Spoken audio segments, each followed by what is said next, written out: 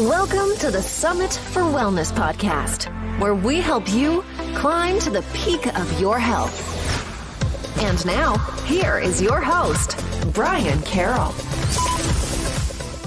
Hello, and welcome to episode 80 of the Summit for Wellness podcast. We've been getting a lot of questions when it comes to sauna therapy and red light therapy, and if there is actually a difference between the two. There is a difference between the two, but there are also ways to get both of those in one treatment session. And that's what we will be talking a lot about today, is how utilizing incandescent red light bulbs gives you not only the red light therapy, but it also provides a sauna therapy or a heat therapy as well. And then we'll also dive into the different health benefits for using those different therapies. So this episode is brought to you by SaunaSpace. SaunaSpace provides incandescent sauna products that utilize full spectrum near infrared light and heat therapy, and also provides some red light therapy. They also are the creators of the first Faraday cage sauna, which is completely shielded from all EMFs, so you can really allow your body to fall into a parasympathetic state so that you can detox different toxins from your body while you're sitting in these saunas. If you want to learn more about SaunaSpace, you can go to summitforwellness.com/sauna or continue listening to this episode because we have the founder of SaunaSpace on. And let's dive right into my conversation with Brian Richards. Brian Richards fully healed his toxin-related acne, brain fog, adrenal fatigue, and more with the power of the incandescent sauna therapy, full-spectrum near-infrared light, and heat therapy. His personal journey to optimal health inspired him to create SaunaSpace's incandescent sauna product line in order to help others discover the pathway to natural healing, which now includes the world's first Faraday cage sauna. Thanks for coming on to the show, Brian. Thanks for having me. Of course. And since in your bio, you talked a little bit about some of the issues you were having before you created SaunaSpace. So can you talk about what those health issues were for you, and how did this infrared light therapy help with that? Yeah, my story is, I think, similar to many other people out there. I had kind of a weird collection of symptoms of low energy, some brain fog, kind of negative mood, negative outlook. And I had kind of this strange acne. It's a little unusual. Maybe I had strange acne only on my torso. And so I realized at the end of this, after doing, stumbling onto sauna and finding my solution, that I had what I would call adrenal fatigue, adrenal burnout. I didn't know what that was at that time. And I just had the collection of symptoms I just described to you. And if you met me on the street, though, you'd think, oh, well, you're fine. You didn't see my acne or whatever. And the rest of these symptoms are kind of nebulous. And you feel it, but it's hard to describe to other people. And so, nonetheless, I didn't want to take any pharmacological solutions. I didn't want to take Accutane, as was recommended by the dermatologist. And so I did what other people do. You don't have an answer, and you're not getting an answer from necessarily conventional medicine, except for drugs, chemical drugs. I went online and did my own research, and I kept coming back to sauna and detoxification, or detoxification, this concept that, the body's toxic. It's got these environmental pollutants in it that are messing it up and causing it to not work right. So sauna, every human culture has some kind of sauna or sweat lodge tradition. This stuff goes back a long time. Modern studies have really validated. It's one of the most widely studied of all kind of natural modalities using sauna. So it's been studied for so many diseases now in human studies, and heat therapy in general is incredibly well studied now. And in the course of that research, I stumbled across a unique type of sauna called the incandescent sauna. It actually dates back to Dr. John Harvey Kellogg and his sanitarium spas in the early 20th century. And he called it the electric incandescent bath. So it actually dates back to light bulbs were invented in 1889 or something. And then Dr. Kellogg came by immediately a couple years later and said, hey, let's use these as a heat source for a sauna and will heal people's maladies. And so you can see these big, huge, like Victorian looking cabinets. And he wrote and you can see him in his book. He wrote this book called Phototherapeutics in 1910. So he wrote a book about light therapy, almost close to 100 years ago, 80 years ago.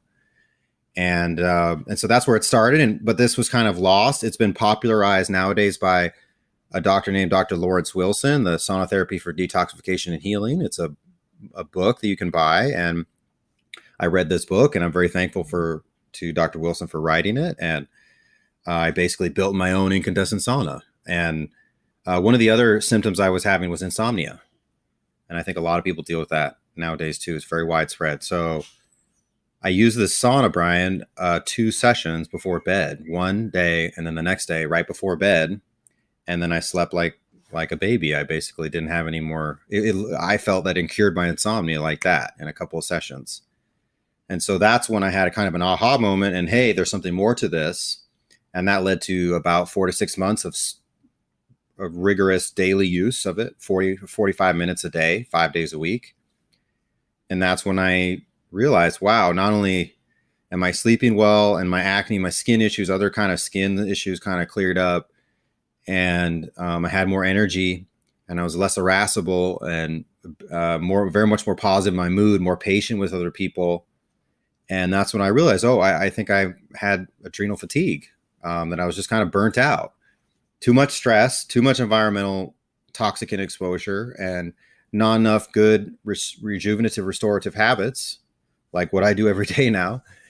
And I was burnt out, even though I was young. This was right when I was almost done with my college career. So I spent many years studying abroad. So I ended up finishing my college career when I was like 24, 25. And so I should be fine, right? But I wasn't.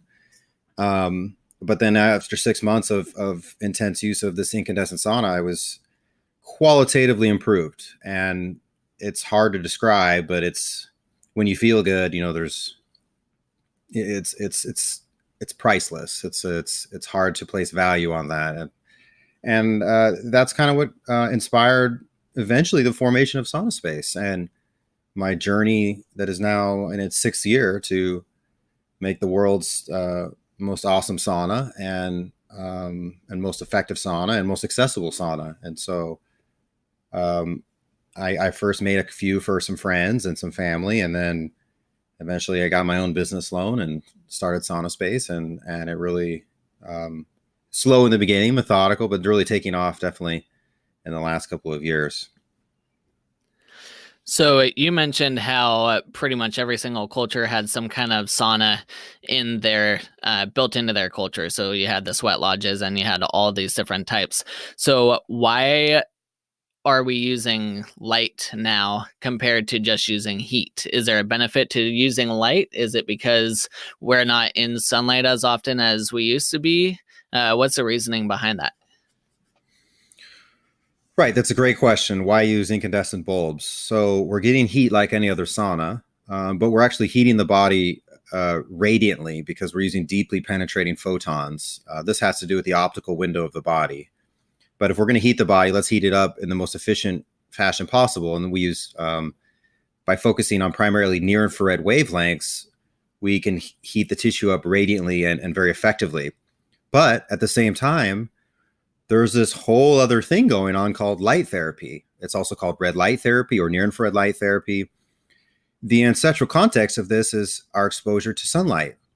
So people think, oh, sunlight, I'm getting vitamin D. That's what's nutrifying from sunlight. But in fact, vitamin D comes from ultraviolet exposure, which is only like 6 or 7.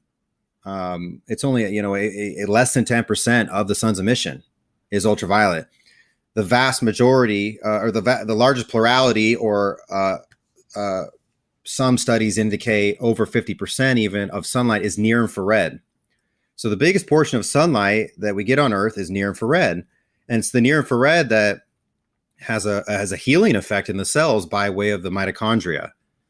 So this is kind of a buzzword nowadays, mitochondria. We have mitochondria in every cell of the body. People will remember it from high school biology maybe as the battery cell or the energy producer in the cell. But in fact has a lot has a much higher, more important role. It actually fixes the cell. It can, it has regenerative effects and anti-aging effects where it repairs our epigenetics and our DNA, and it reduces inflammation and has just a wide array of amazing effects. And it's all a function of being exposed to this special wavelength of light called near infrared. And so ancestral humans running around naked at the equator got near infrared light into every cell of their body every day, like a big substantial dose. And for example, if you look at bone tissue, the only wavelengths that have been shown to penetrate bone tissue with any significance are near infrared. And so you have mitochondria in your bones too. So this is not just about therapy for your skin or making your skin look better. This is a fundamental cellular healing system in every cell of the body, in our nerves, in our gut, just all of our organs everywhere. And so if we're going to sit there and do sauna, well, why not do this whole other healing modality at the same time? And if you use an incandescent light source, you get what is a natural form of light. It's not just about it being near infrared. It's not just near infrared. It's broad spectrum. It's just like sunlight in it being a lot of wavelengths in a very natural kind of bell curve power emission. The difference between our a SaunaSpace incandescent lamp and sunlight is that our incandescent bulbs don't emit any blue or ultraviolet. Whereas sunlight, that's the issue with sunlight. Sunlight's kind of a double-edged sword. As it's healing you and regenerating you with red near infrared, it's actually killing you with ultraviolet and blue. Ultraviolet and blue are high energy wavelengths. They cause free radical formation, and ultraviolet light is ionizing, is directly ionizing radiation. So it literally causes mutations in your DNA.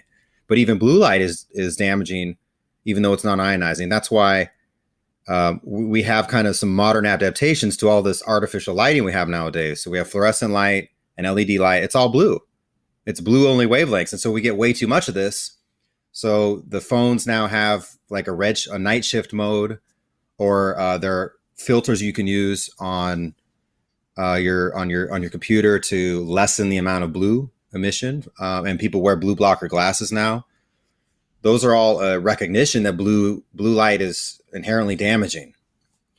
And so unlike the sunlight, our lamps give you basically the wholesome goodness of the regenerative portion of sunlight, basically, and none of the problematic blue and ultraviolet wavelengths. And people can't see you right now, but right now you have one of the red lights shining on you. So do you still need to be using one of the blue light blocking glasses in order to reduce the exposure to the computer or phone or whatever it is you're looking at? Or can you use like what you're doing using one of the red lights to be able to block that out or minimize it? Well, you would want to do both, Brian. You want to mitigate your exposure to the blue. We got to work at the computer, right? There's no avoiding that. Even if you use flux or other kind of red shifting, warming tone filters on the computer, you're still getting a lot of blue emission. And so wherever that hits your face and your skin, that's causing free radical formation and causing damage slowly but surely.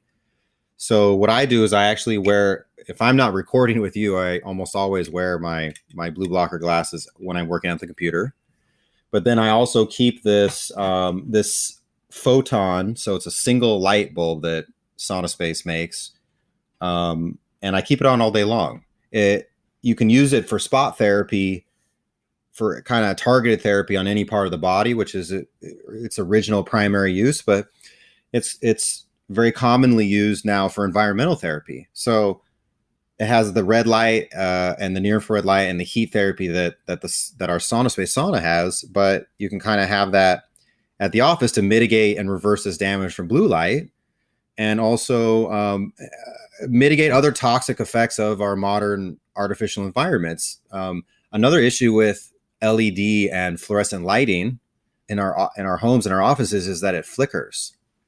So flickering LEDs typically flicker at 120 hertz. That's 2 times a second. And fluorescent bulbs flicker at like 400 to 600 hertz or something.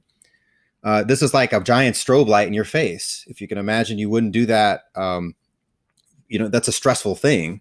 And so it's a kind of a micro stress that's in our environment. And this bulb, because it's so high wattage and it's the photons are not flickering, they're the filament is so hot that it doesn't have a chance to cool down, and is therefore it never turns off. There's no pulsing effect of the SaunaSpace bulb. It actually also counteracts the flicker effect of the LED fluorescent lighting. And I could show your users, your listeners, I could show them that, if we had video, that you can hold a source of flickering light, like an LED screen or a fluorescent light bulb, up to the bulb, and you can't measure any flickering rate when you're in front of this bulb. And we see that at the shows too. So it's a way of not just kind of healing, it's also creating an environment that's more natural. I mean, you think about it like it's basically like a portable fireplace. It has that glow, it has that effect, and it has that effect on your mood. When you sit in front of the bonfire or the fireplace, it's not just heat that makes you feel good. There is some photobiomodulation that's going on, albeit not very much. There's a healing effect that's a function of your exposure to this near infrared light from the fireplace or the bonfire that it just makes you feel good. It's built into every cell of our body. All animals have this. So and it's something that we crave. And so this bulb and the sauna, these are ways to trick the body, basically, that it's back in its ancestral context, because biologically that's what we need. We have all these modern technologies and they've improved our quality of life in many ways, right? But they've been very detrimental to our health and many others. And so what the body needs is what I got 1,000 and 10,000 years ago. And our ancestors understood this. That's why they did sauna. They knew that sustained sweating under a heat stress in a passive environment, in a relaxed, environment, has rejuvenative benefits, and it's much more than detoxification. And earlier you mentioned that, if you're standing at the equator and you're butt naked and you're standing in the sun all day long, then you're going to have access to all these different rays. However, cultures were kind of spread out all over the world. So you'd have people all the way up in the Arctic and then all the way down to the tropical areas. So genetically, are there some people that can utilize these near infrared rays better than others? And genetically, have different people's been able to adapt differently to being able to fully utilize these wavelengths? Yeah, so everybody needs the wavelengths, and so we're not just adapted to it. It's essential to our well-being. But yeah, if you have darker skin, you need 2 or 3 or 4 times as much exposure to sunlight to get the same dose. So more melanin. If you're African American, you have very dark skin, or you're Middle Easterner and you have very, very dark brown skin, versus you and I here, Brian, we're very light skinned. We get better. We get a quicker dose, and we have basically better penetration of the wavelengths. But we also burn faster. So there's absolutely an evolutionary adaptation there. You can be outside longer and get more ultraviolet and blue exposure without photochemical burning if you're very dark skinned. But you also therefore need more sunlight, need more near infrared as well. So the thing is, the ancestral humans, regardless of skin color, weren't outside. We should be precise here. They weren't outside naked under sunlight all day long. They were outside in the morning and the evening primarily. And at midday, when you had the ratio of ultraviolet light to near infrared light is the highest at midday. So the ancient humans would most likely be resting under the shade of a tree or something. And you have hair on your head to protect you to some degree. But in the morning, the ratio of near infrared to ultraviolet is much higher. So you get your best time to get your dose of healing wavelengths of near infrared is in the morning and the evening. It's at sunrise and at sunset. Blue light and ultraviolet light is higher frequency, so it moves faster. So it gets to the earth faster and it ends faster. So at sunset, there is no more ultraviolet blue. It's only red near infrared. So it has at the end of the day, kind of, you get this regenerative dose and boost before you go to bed. And so ancestral humans were not likely laying out at 1 p.m. at the beach, under the sunlight.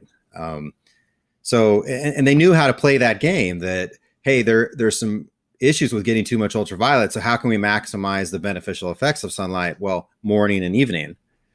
And for those who are of the most light skin, most pale complexion, we need to follow that really rigorously. And there's actually a real interesting concept that's called sun callus, creating a sun callus, where you can actually, so near infrared light, it has a protective effect on the body. If you dose yourself with near infrared wavelengths and you stimulate the mitochondria, it protects you from the ultraviolet damage.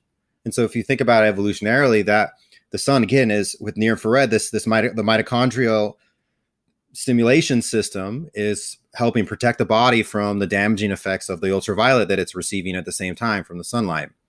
And so if you wake up and you get that dose in the morning, and you kind of build up a tolerance, you can, even as a very fair-skinned person, be out in midday for much longer periods without getting a sunburn.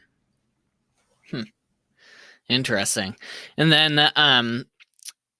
there's a lot of saunas that talk about far infrared as well, or that's all they have in their sauna. So what's the difference between near infrared and far infrared, and which one is better for us to be exposed to? So fundamentally, the difference is one of wavelength. Near infrared is next to red, so this is high energy infrared and shorter wavelength. Far infrared wavelengths are low energy and therefore long wavelength. They're at like 3,000 and greater nanometers. So that's like the basic difference. But in terms of the human context and biology, the difference is near infrared is the wavelength of nature, and far infrared doesn't really exist in our ancestral context at all. So if you look at sunlight, over 43%, or according to some measurements, over 50% of sunlight is near infrared. So the largest chunk of sunlight is near infrared. Far infrared is only like 2 or 3% of sunlight. So sunlight has very little far infrared at all. And the far infrared that it does have is almost entirely absorbed by the atmosphere. And this has to do with water absorption. So if you can look at this, and this is a pretty well understood concept, both in agriculture and with farmers. And that's why they use incandescent bulbs to heat livestock, because it's the most efficient way to heat tissue, is using a primarily near infrared light source, the incandescent bulb. But also from a kind of a light therapy photobiomodulation perspective, you have what's called the optical window of the human body. One of the most common substances in the body are water and hemoglobin. So hemoglobin absorbs blue light and anything below 400 nanometers primarily. And then water begins to absorb strongly at about 1200 to 1500 nanometers, right? When near infrared is kind of the latter half of near infrared. So within those two, there's this what's called the optical window of the human body from about 600 to 1400 nanometers. And it's within that narrow window that wavelengths penetrate really deeply in the body. And oh, what a coincidence. That's almost exactly overlays red light and near infrared light. And if we look at the most deeply penetrating wavelengths, those are about 830 or so nanometers. It's near infrared that penetrates the deepest. And that's a fundamental difference between near and far infrared. Near infrared is radiant penetrating heat, in spite of what might be said from this manufacturer, that manufacturer. This is a basic concept of physics, and you can look at old Philips light bulb data sheets, and they talk about how NIRA, near infrared, is the best way to heat your chickens, and compared to far infrared, and it has to do with tissue penetration. So near infrared penetrates very deeply, far infrared does not.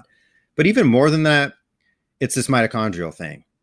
The light receptor protein, it's called the cytochrome C. It's one of the main proteins on the membrane and it's involved in the energy production of the mitochondria.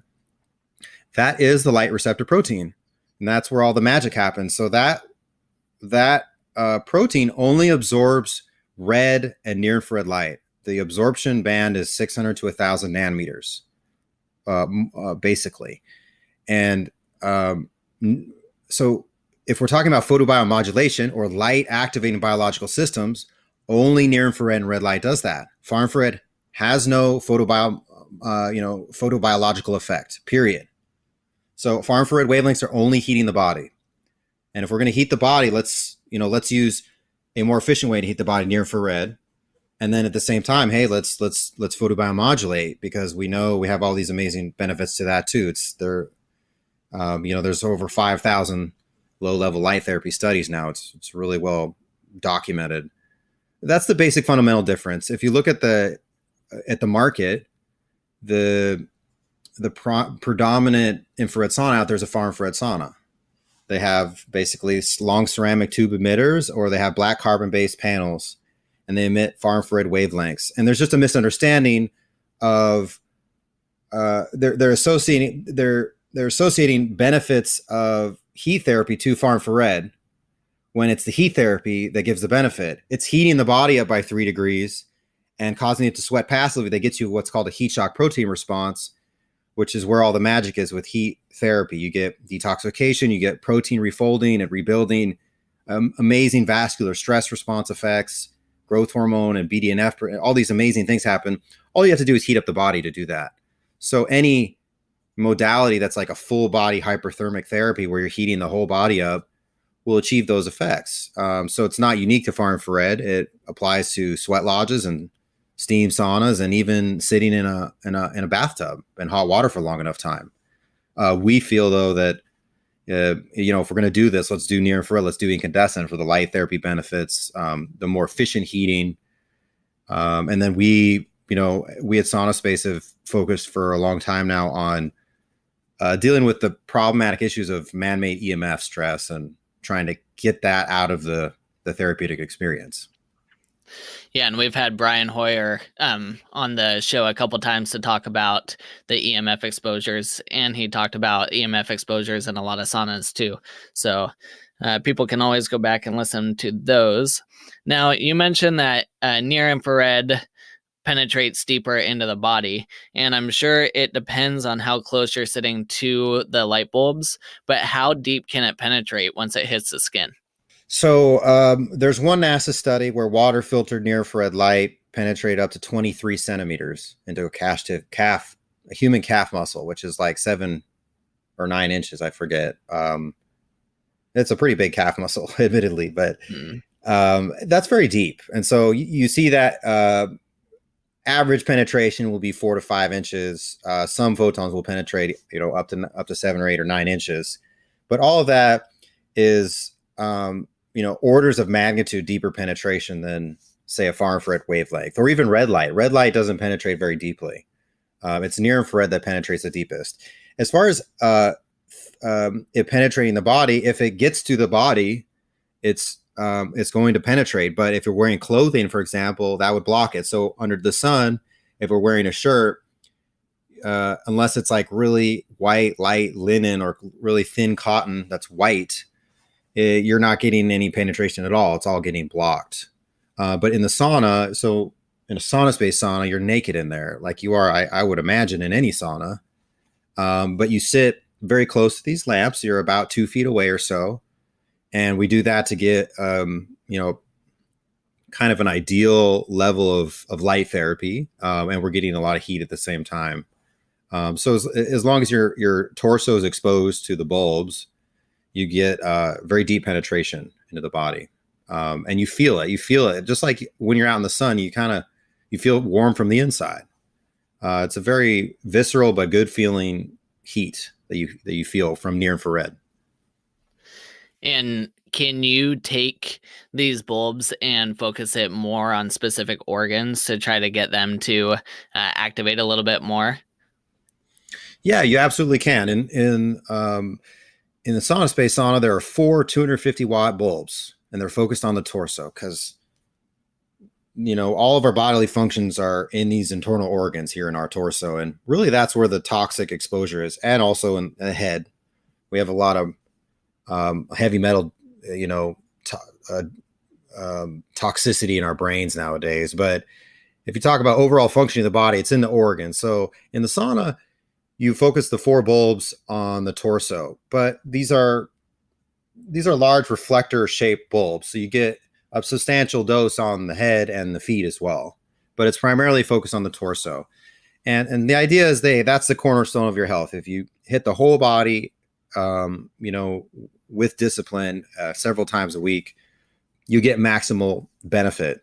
Beyond that, though, you can absolutely use one bulb for targeted therapy. If you have a problem issue, whether it's a limb or a shoulder joint, or people use it for mood enhancement and general anxiety and issues of that sort, or more psychological type things. People use it on the head for 10 minutes an hour.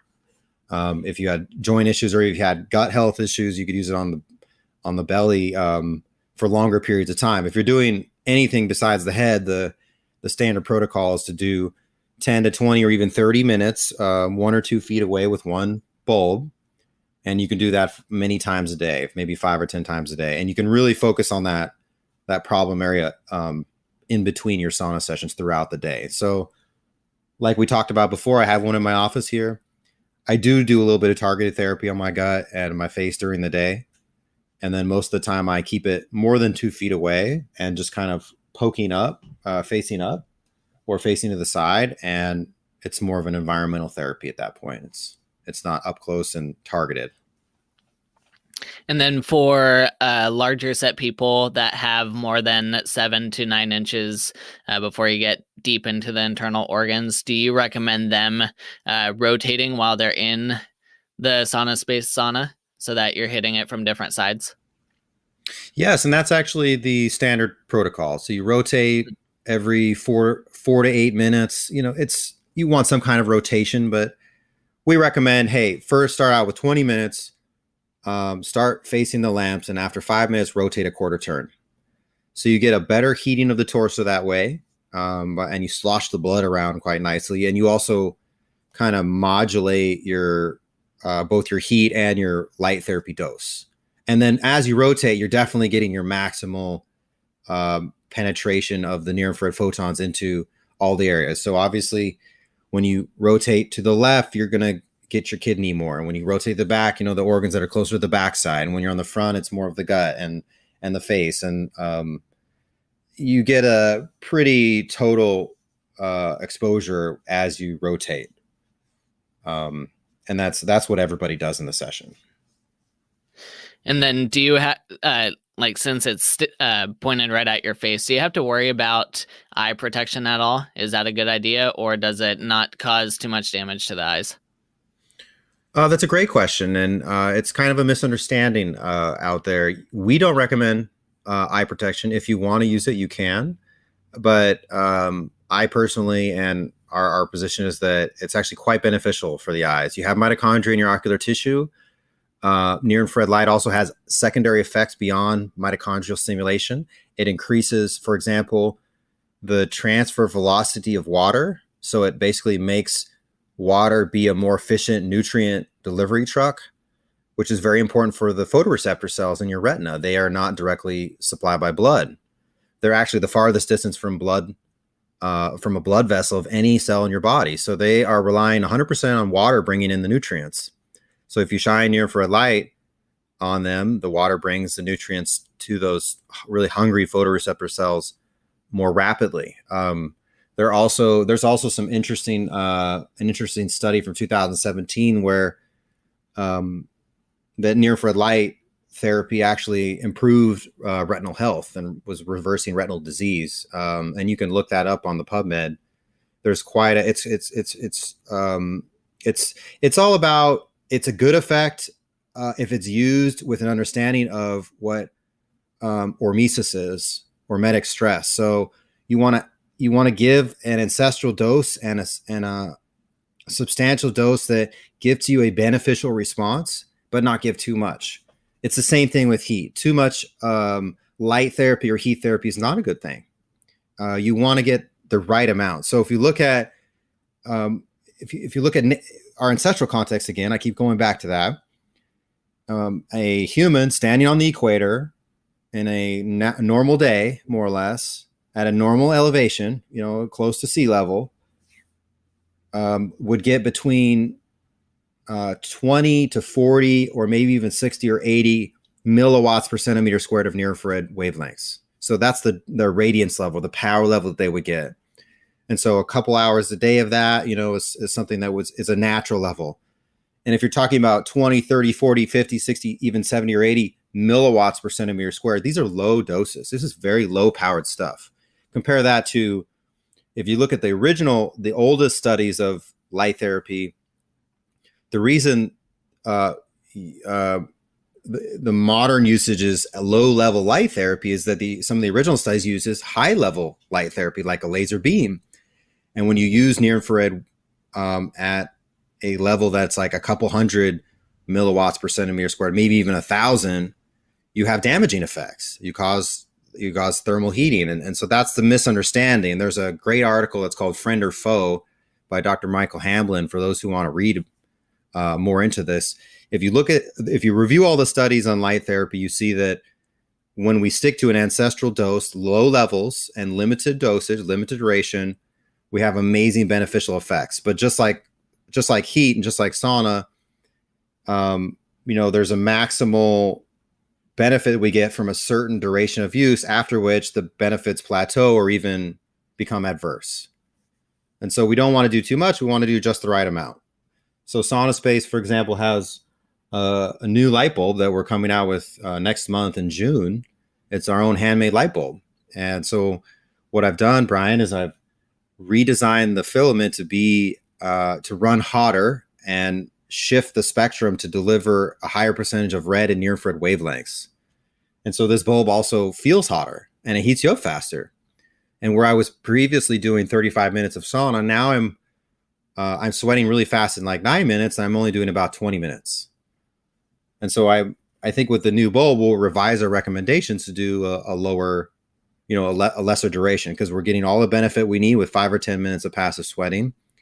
And since we're getting a higher radiance, a higher level of near infrared wavelengths, we don't need as long of a duration session to get the same dose. Yeah, and like we talked about before we started recording here, people are in a rush to do everything. So to shave off 15 minutes is quite a bit for a sauna session, and that'll definitely benefit a lot more people.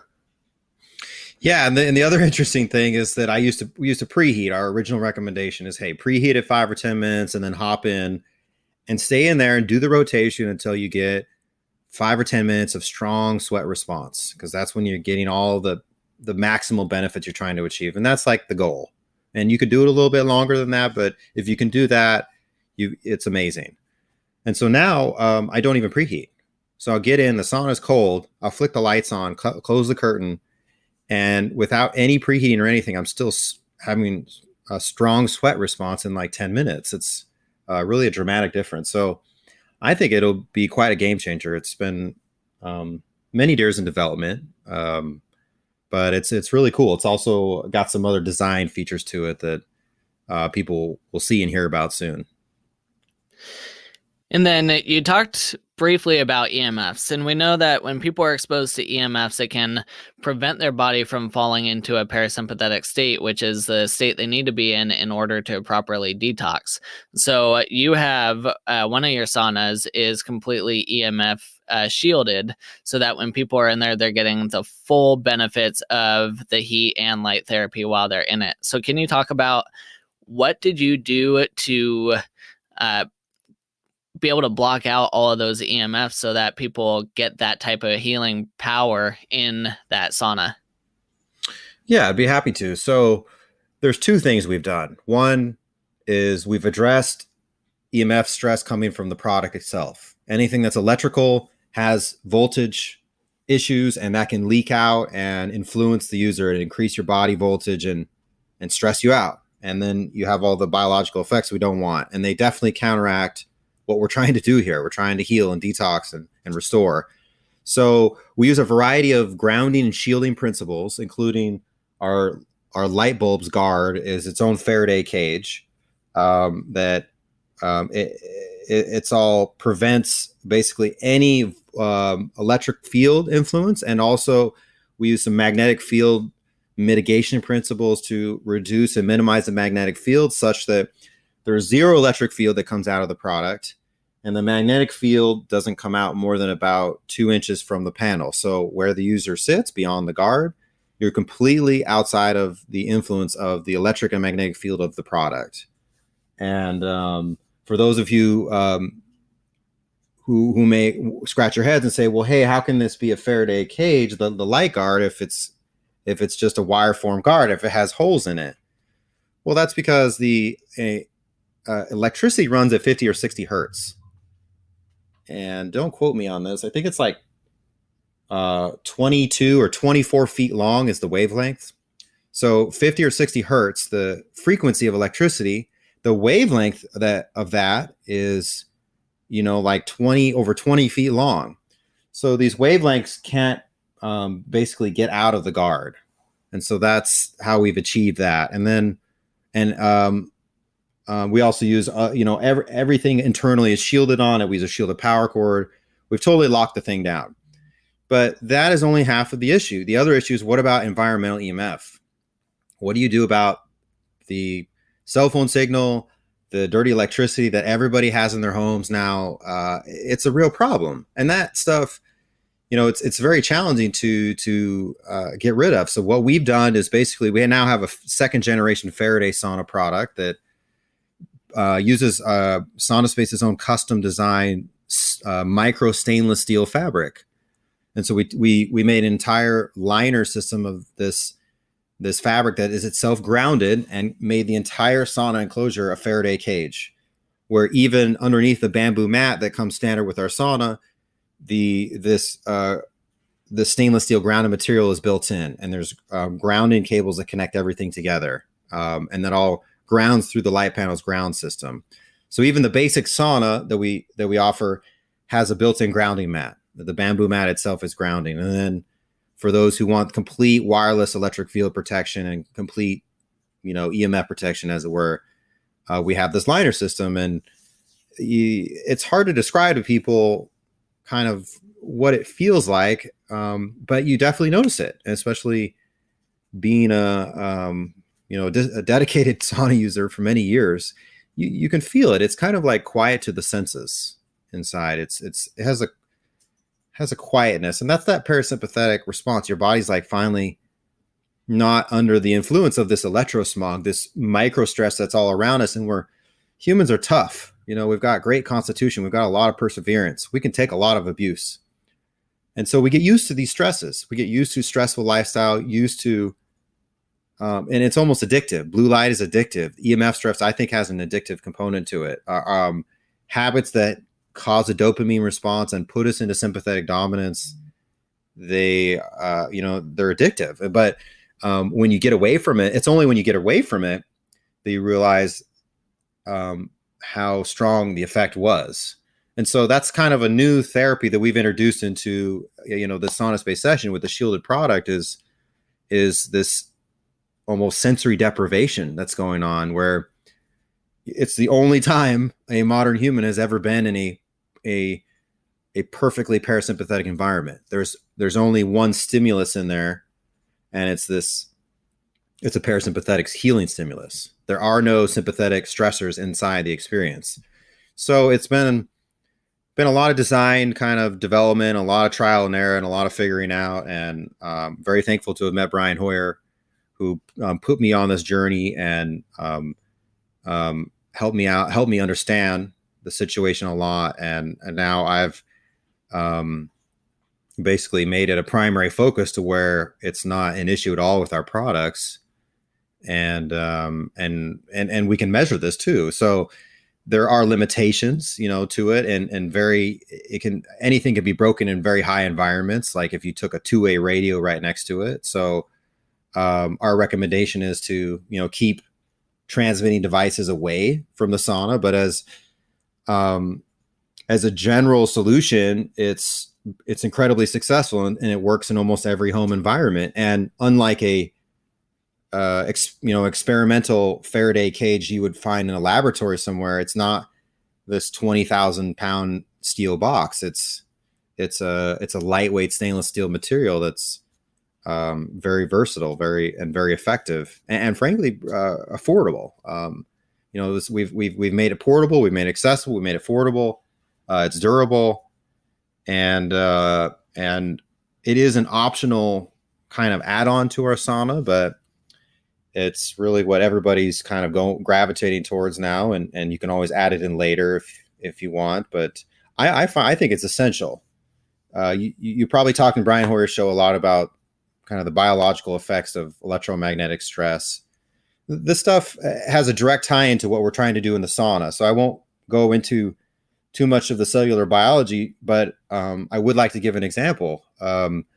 So calcium, the electromagnetic stress opens the voltage-gated calcium ion channels and causes calcium to flood in the cell, and that disrupts a lot of cellular systems and causes oxidative stress and free radical formation and damage. And calcium, though, is also an inhibitor of heat shock protein expression. So the EMF stress can literally be said to be counteracting the ability of the body to do this healing stuff it's trying to do with heat therapy.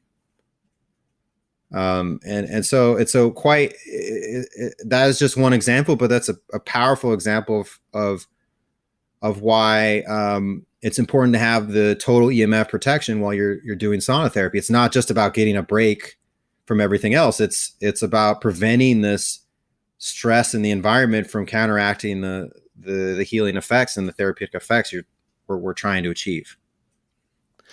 Yeah, that's super powerful just at the cellular level, what's going on there. So that's, thank you for just sharing that with us. My question to you is, since the EMF stressors that we have in our environment are constantly changing, do people have to constantly upgrade their sauna enclosure to be able to deal with this? Like now we have 5G coming out. So how often do people need to make adjustments in order to get that sense of serenity that you were talking about?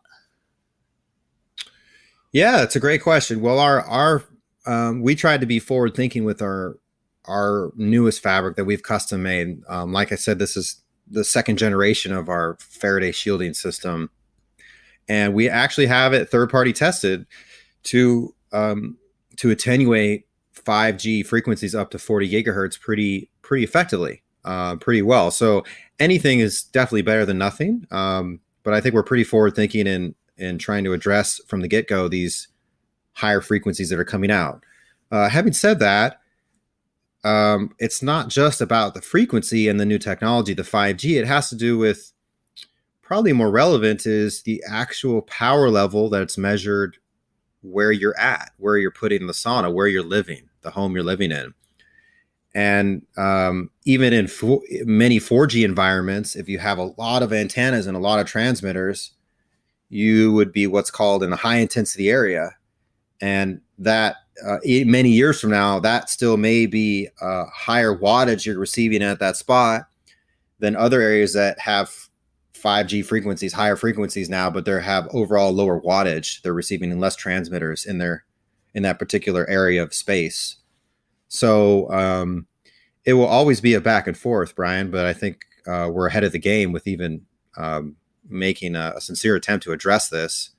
But it's no doubt that as 5G gets introduced, it's not just about higher frequencies, it's a doubling and tripling and quadrupling of the wattage of the 4G LTE frequencies.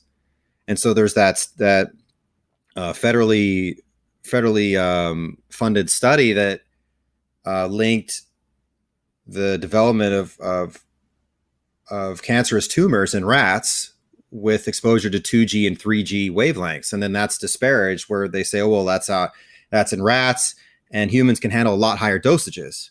And 5G is about making these lower powered, higher frequency transmitters that carry more data, right? And so we need less wattage, but that's not what's happening. They're not turning off the 4G technology and turning on the 5G. They're doubling, tripling, quadrupling the power of the 4G and then adding in the 5G. So the dosage levels are increasing dramatically, and no one knows that, none of this. There are no safety studies that have been conducted on these dosage levels that are basically coming out right now, and are will continue to come out in the subsequent years. And so the long-term studies have yet to be done, but it's certainly a case where it doesn't have a beneficial effect, and the more you dose someone, or the higher doses you receive, the more rapid the adverse effects will be. And so when's the breaking point for for the human race? I don't know. I think we could still handle a lot more, but it's also not something that kills you in a day. So it's tricky, who to blame and for what, and what caused what, and was it some dietary or other environmental toxicant, or was it the man-made electromagnetic exposure, or what was it? It's hard to say, but it is something that we should at least be investigating, and even that's not being done. And I think that there are some serious long-term consequences, and since there is no going back and no turning back the clock, and no avoiding this, the rollout of this new technology, I think our only solution is to create safe spaces. And so we've started that process by making sure our sauna is protected from that. Yeah, it's not like we can stop it. It's coming, like you said, one way or the other. We can only do what we can for ourselves.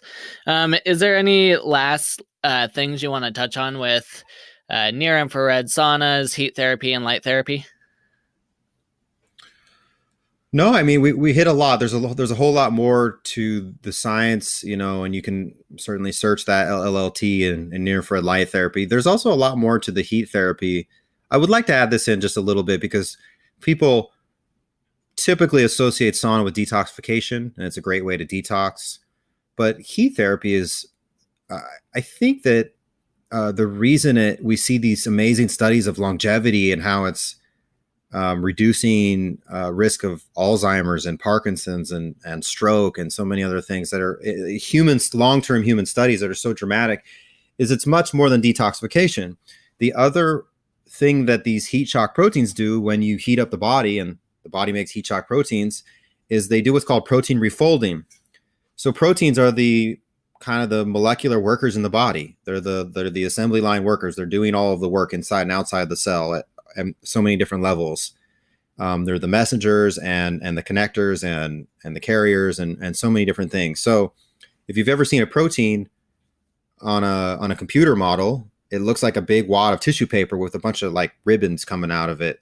They're really complex molecular constructs that if they have like one or two bad folds, they don't work right, or they may not work at all.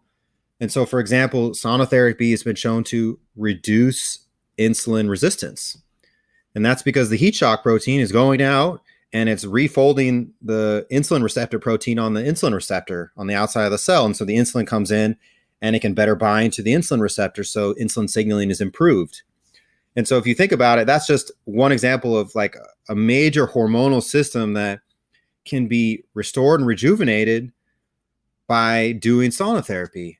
It's not just about cleansing the body. It's about restoring functioning. Sauna therapy is literally, through protein refolding, like resculpting the insides and the outsides of all the cells of the body from the proteins up, and the systemic effects to the body and the tissues and in terms of health are dramatic and amazing, and they come slowly but surely over time. But it is such a simple way. You just sit there and sweat in this environment under the stimulus of heat, and there's so many beneficial things going. There is no other modality on earth that delivers these kind of effects, in an aspecific fashion, where it's hitting all the cells of the body, all the tissues, all the organs.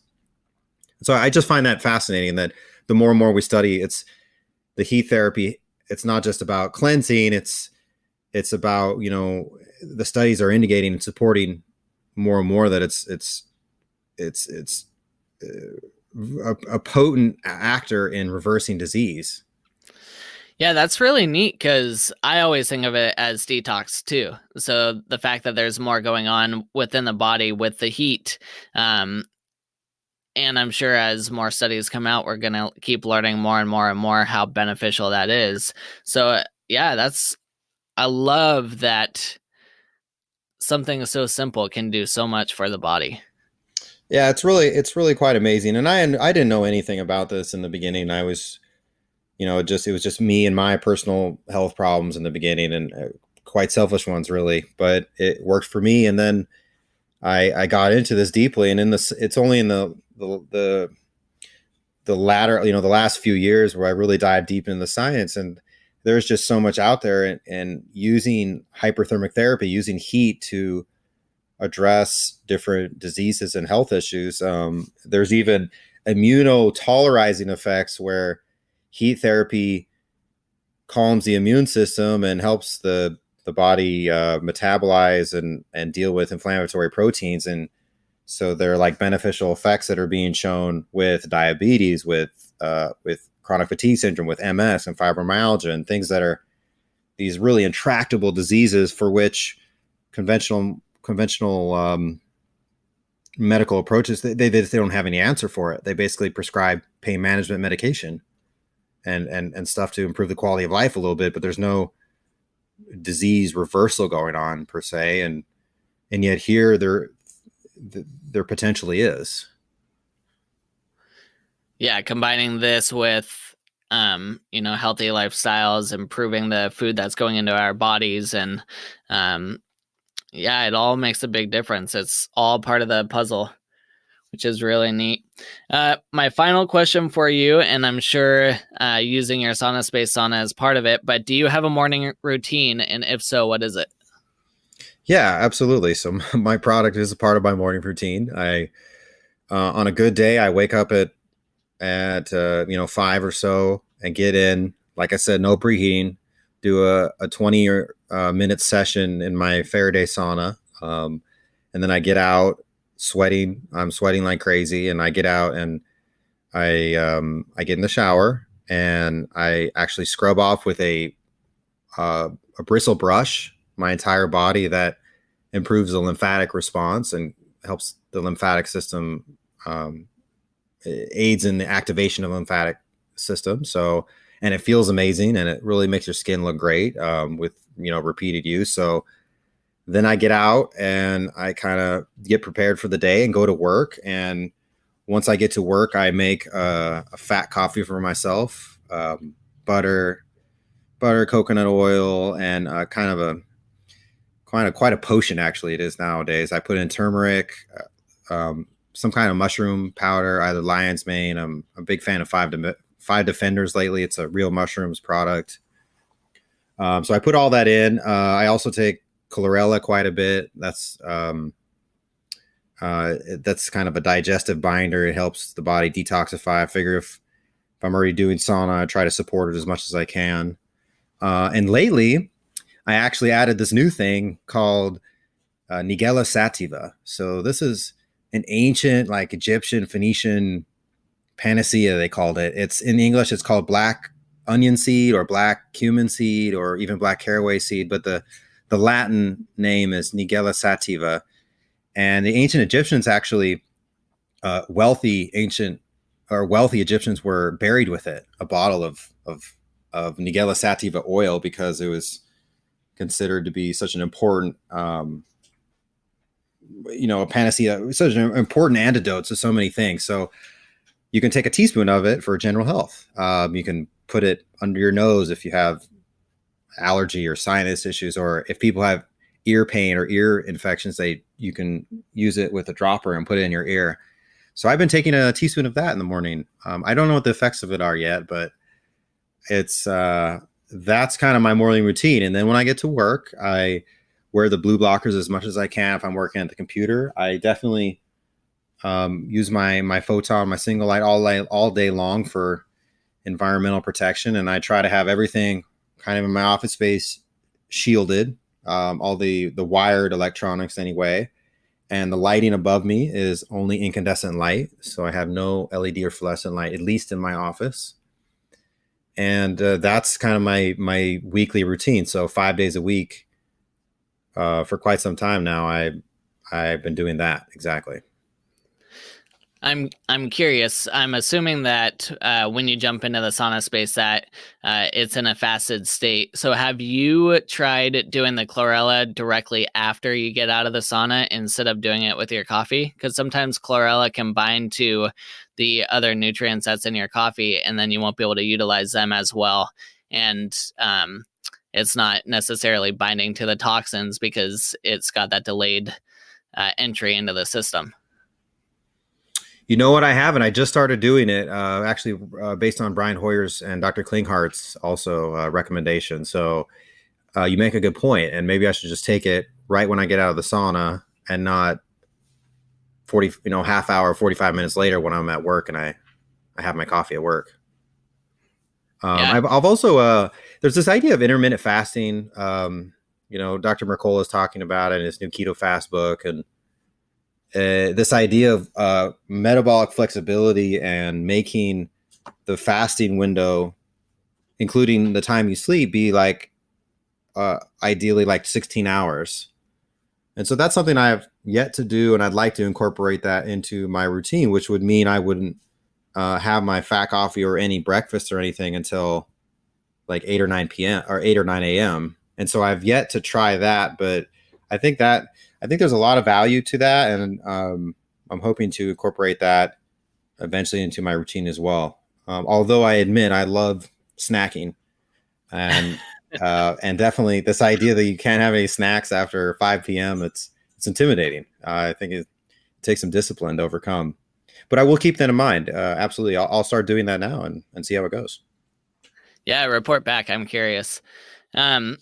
So people can find you at saunaspace.com. You're also on Facebook, Instagram, Twitter. All three of those are SaunaSpace. And I think you just mentioned that you might be at sauna.space as well. Is that true? Yeah, we should have our kind of updated website rolling out this summer. And it'll be on sauna.space. But, either which way, if you just search us on any search engine, it comes up with SaunaSpace. We're SaunaSpace. Our handle is SaunaSpace, like you said, on all the social media platforms. We're pretty easy to find. Awesome. Well, thank you, Brian, so much. There's definitely a lot of information that goes into heat and light therapy. So I'm really thankful that you took the time to share it with us. Yeah, absolutely. I'm glad to have been here, Brian. Thank you for having me. Wow, Brian shared so much good information with us about near infrared light, heat therapy, and light therapy, and it can be a little overwhelming. So just take a couple key points that he made in this episode, and you can run with that. If you go to summitforwellness.com/sauna, you can see all the different products that SaunaSpace has to offer, and they have their really expensive line, which is a Faraday completely EMF shielded one that we were talking about. Or you can start with a couple of their new Thermalight bulbs that they just released, and you can start to build kind of your own if that's the route that you want to go. I actually built my own before I got my own SaunaSpace sauna. Start with whatever you can, but make sure that you're doing this at least 3 days a week. Ideally more than that, but 3 days a week is a really good starting point. And as you just listened to, there are so many different health benefits for it. Next week, we have Dr. Brad Lichtenstein from thebreathspace.com to come on and talk about a lot of different things. We will be talking about breath work and breathing and how that can be helpful for your body. But we also go back into a lot of his background working with HIV and AIDS populations, and a lot of the end-of-life care that he worked with while he was doing a lot of research with meditation and different modalities to help people with their passing from this life. So it's a super interesting episode, and here is just a little bit of information from Brad. We are here with Dr. Brad Lichtenstein, and Dr. Brad, what is one unique thing about you that most people don't know? Well, I don't think this is really unique that most people don't know, but besides meditation and mindfulness and breath work, my favorite thing is to have a great cup of Japanese tea. So someday I might quit all of this and open up a Japanese tea house. But I think most people know that about me. But So with Japanese tea, is it medicinal type of blends, or what's the difference? no, with Japanese tea, I like the really high-end gyokuro and matcha. Matcha is actually one of my favorite tea. In fact, every morning I make a cup of matcha, a bowl of matcha, and I do meditation. So it's part of my whole ritual approach. Yes, we could talk about the medicinal benefits, but it's a meditation, and just like the fine green Japanese teas give me such a sense of calm. That sounds real nice. Yeah, if you open that up, let me know. I'll be there every day. Okay. What will we You heard- be learning about in our interview together? We'll be talking about really the benefit of being really present in our life. That how we live is maybe even more important than what we're specifically doing. So we're going to talk about mindfulness, meditation, breath work, all, and even hospice care, end of life care, all about ways to help us be more present and involved and alive in this moment. And what are your favorite foods or nutrients that you think everyone should get more of in their diet? Well, I'm going to go back to my answer about tea. I would say that my favorite is green tea. But what do I think everyone should get more in their diet? Vegetables. I can't say that enough. It's interesting when you look at the world's diet, and people in so many other cultures have such an array of foods that they eat. And most Americans, maybe not people listening to your show, eat the same vegetables, same things over and over and over again. So I would just say, make your plate as diverse as possible. And when you talk diverse, are you talking about vegetables that you might not necessarily find in grocery stores? Yeah. Yes. Yeah. That would be... I used to take my patients to the grocery store, and I remember one patient from Minnesota looked at me and said, I didn't know there were this many types of lettuces. I thought they were all just iceberg lettuce. So he was fascinated by that. But I would say, yes, go to different Asian markets, go to different markets and see if you can find other vegetables, as long as they're clean and safe and not have pesticides on them. And then what are your top 3 health tips for anyone who wants to improve their overall wellness? Well, first is going to be breathing and meditation and movement. And so we are going to talk about breathing and meditation, but movement means sitting is the new smoking. You probably have heard this. Every 20 minutes, get up and move around. I think that will prolong everyone's life, and not just prolong it, but make it better. And then I missed this question earlier. Do you have a morning routine? And if so, what is it? Yes, I do. The morning routine begins first by feeding the cats, because I can't do anything if I don't feed the cats, because if they're not fed, then they'll never leave me alone. The world will fall apart. It will, and it seems like it for them. They really act like it. The next part is I get up every morning and I do make a cup of matcha, a bowl of matcha, and then I sit down and I spend either 30 minutes to an hour, hour and a half with meditation. So I do a different practice every day. I do mindfulness meditation, but then I'll add some other breath work and meditation to it. And I often hook myself up to biofeedback sensors, so I monitor everything I'm doing as well. But that's the given every day.